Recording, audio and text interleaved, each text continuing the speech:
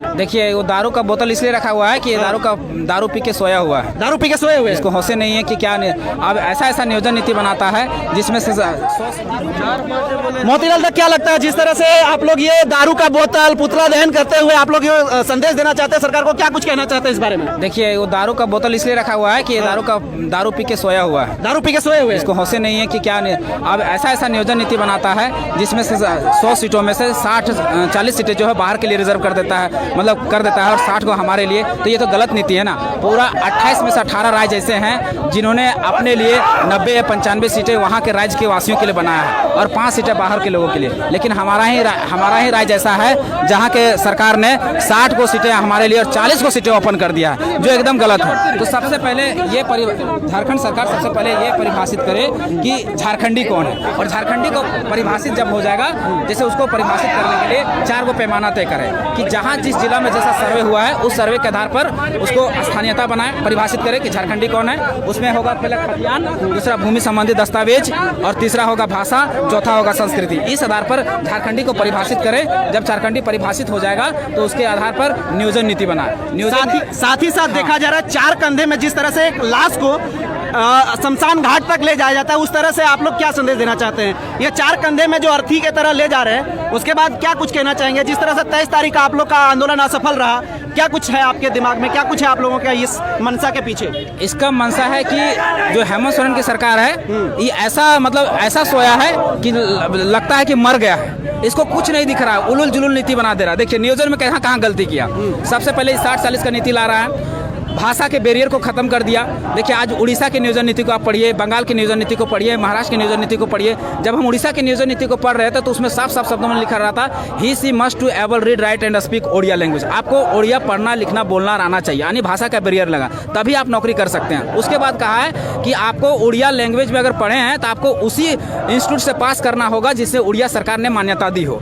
उसके बाद बोला है, तीसरा कॉलम जोड़ा है कि आपको उड़िया लैंग्वेज जो है कम से कम 7वां क्लास तक पास होना चाहिए, तभी आप वहाँ नौकरी कर सकते हैं। यानी 95 में उड़िया सरकार ने कहा कि 95 सीटें हम उड़िया लोगों के लिए देंगे, 5 सीटें बाहर के लोगों के लिए दिए।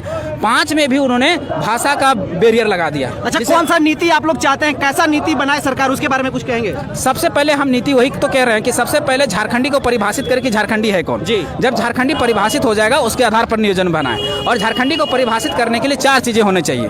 पहला कि जहां जैसा सर्वे हुआ, अगर गिरिडीह में 1908 में सर्वे हो तो 1908 को लागू करे, कोल्हान में अगर 1964 में हुआ तो 64 में लागू करे, अगर बोकारो में 1932 में हुआ तो 1932 में लागू करे। 32 का मांग हम लोग इसलिए कर रहे हैं कि झारखंड के 85% इलाकों में ये सर्वे हुआ है, ये एक रिविजनल सर्वे है। और 85% में अगर हम जैसे 32 को लागू करते 85% जो है झारखंड कवर हो जाएगा। उसके बाद तीसरा चौथा कॉलम जोड़े कि पहला खतियान होगा जिसके आधार पर वही झारखंडी, फिर जोड़े कि भूमि संबंधी दस्तावेज, फिर भाषा, फिर संस्कृति। ये 4 चीज़ों के आधार पर झारखंडी को परिभाषित करे कि झारखंडी है कौन। जब झारखंडी परिभाषित इस आधार पर हो जाएगा उसके बाद नियोजन बनाए। नियोजन में क्या करे कि जैसे आंध्र प्रदेश और तेलंगाना अपने लिए किया है कि स्पेशल प्रोविजन 371D के तहत अपनी C और D के नौकरियों में क्या किया है कि 100% सीटें रिजर्व कर दी है। तो फिर भी हम 100% सीटों की मांग नहीं करते। आप 95 हमारे लिए रिजर्व कीजिए और 5 ओपन छोड़ दीजिए। तो 95 आप सीटें रिजर्व कीजिए और उसके बाद आप वहाँ भाषा का एक बैरियर लगाइए। यहाँ जो 5 जनजातीय और 4 क्षेत्रीय भाषाएं जो मान्यता प्राप्त हैं, जिसमें से संथाली, मुंडारी, कुड़ुक और खड़िया, और 4 क्षेत्रीय भाषाएं जैसे खोटा, कुड़माली, नागपुरी और पंचपरगनिया,